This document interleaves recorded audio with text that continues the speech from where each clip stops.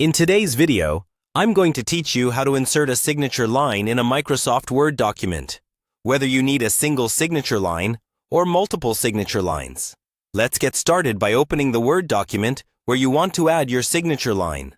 Make sure your document is set up the way you like, and scroll to the exact place where the signature should appear. This might be at the bottom of a letter, a contract, or any formal document that needs to be signed.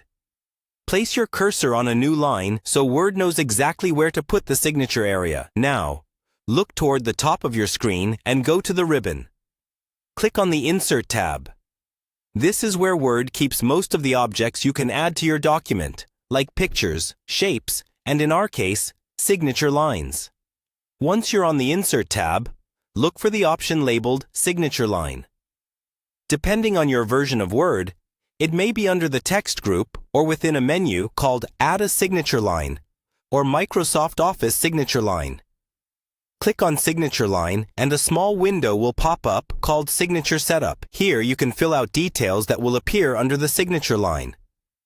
Type the signer's name, such as the person who will sign the document. You can also add a title, like Manager or Director, and an email address if needed for digital signing. You can leave any field blank if it doesn't apply. There are also checkboxes that let you add instructions for the signer, or allow them to add comments when they sign. Once you've filled in the information, click OK.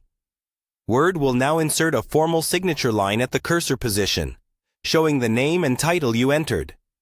This line is ready for either a handwritten signature after printing or a digital signature, depending on how you plan to use the document. If you need multiple signature lines, repeat the same process for each person who needs to sign. Move the cursor to the next location, go back to the Insert tab, choose Signature Line again, and fill out the details for the next signer. You can align these lines neatly or add extra spacing to make the layout look more professional.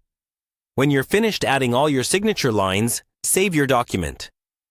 It's a good idea to use Save as if you're turning a regular file into one that now requires signatures, so you keep an original copy without signatures if you ever need it.